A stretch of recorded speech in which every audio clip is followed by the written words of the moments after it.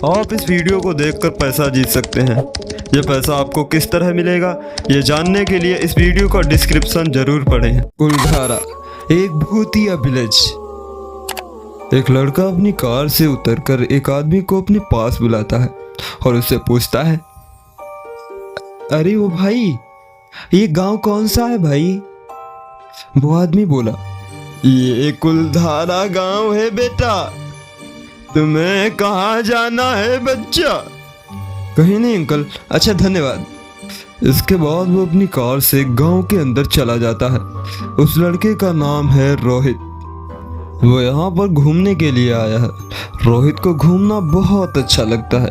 वो हर गांव हर शहर घूमता ही रहता है। गांव में पहुंचने के बाद उसकी मुलाकात एक लड़की से होती है। उस लड़की का नाम है रोहिणी। रोहित उससे रहने के लिए घर किराए पर लेता है। वो लड़की इस घर में अकेली ही रहती है। उसके माँ बाप बचपन में ही गुजर गए।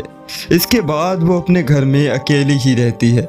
जब कोई टूरिस्ट आता है तो वो उसे किराए पर दे देती है। रोहिणी रोहित से पूछती है कि आखिर तुम यहाँ क्या करने आए हो? रोहित कहता है, मुझे घूमना अच्छा लगता है, बस घूमने आया हूँ। तभी रोहिणी कहती है, तुम्हें यहाँ इस गांव में नहीं आना चाहिए था। तुम्हें नहीं पता ये गांव भूतिया है। ये सुनकर रोहित हंसने लगता है और हंसते हंसते बोलता है, क्या कह रही हो? तुम अभी भी भूत प्रेतों पर विश्वास करती हो? मुझे तो यकीन नहीं होता। मुझे नहीं लगता कि भूत प्रेत वगैरह कुछ सच में होता भी है। और आगे तुम भी तो इसी गांव में रहती हो, जबकि ये गांव तुम भूतिया बता रही हो। तभी रोहिणी कहती है, हाँ मैं भी इसी गांव में रहती हूँ और इसीलिए तुमसे कह रही हूँ कि तुम यहाँ से जल्दी ही चले जाओ, क्योंकि अगर रात हो गई तो तुम सुबह ही यहाँ से जा पाओगे और मुझे नहीं लगता कि तुम सुबह तक जिंदा भी बच पाओगे यहाँ। मेरी बात मानो और तुम अभी यहाँ से चले जाओ, क्योंकि मैं नहीं चाहती कि तुम्हारी जान जाए। रोहित बड़ी ही हैरानी से पूछता है, ये तुम कैसी बातें कर रही हो? मुझे तो कुछ समझ में ही नहीं आ रहा है। मैंने तो यहाँ पर एक व्यक्ति से बात भी की थी। अगर ऐसा कुछ होता तो वो भी मुझसे कहता कि तुम यहाँ पर मत रहो और इस गांव से चले जाओ, पर उसने तो मुझसे ऐसा कुछ भी नहीं कहा।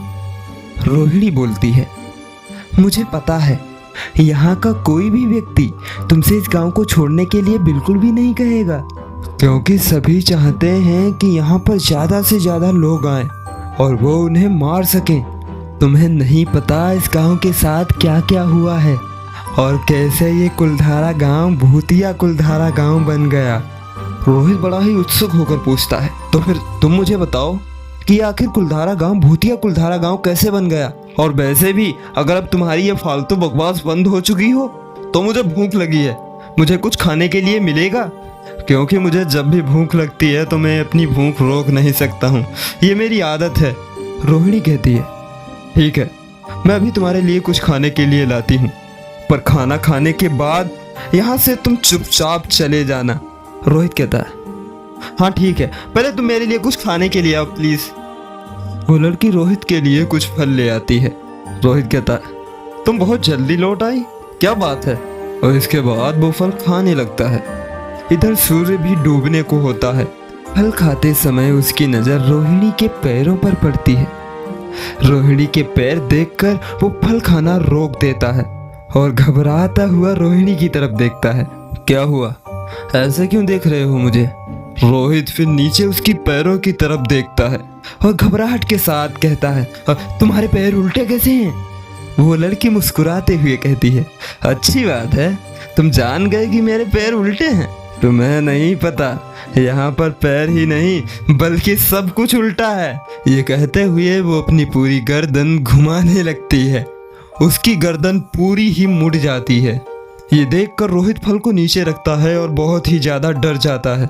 रोहिणी उसे शांत कराती है और कहती है, अब मेरी बात सुनो, तुम यहाँ से जितनी जल्दी हो सके उतनी जल्दी यहाँ से चले जाओ, क्योंकि यहाँ पर लोग नहीं बल्कि सभी आत्माएं रहती हैं। रोहित कहता है, इसका मतलब तुम भी एक आत्मा हो? हाँ, मैं भी एक आत्मा हूँ, पर मैं उन आत्माओं में से नहीं जो लोगों को मारती हैं। अगर मुझे मारना ही होता तो मैं तुम्हें कब का मार चुकी होती, पर रात होते ही यहाँ पर सारे लोग आत्मा में बदल जाएंगे और वो तुम्हें मार देंगे। रोहित तुरंत वहाँ से निकलता है और अपनी कार में आकर बैठता है और 80 से 90 की स्पीड में वो वहाँ से निकल जाता है।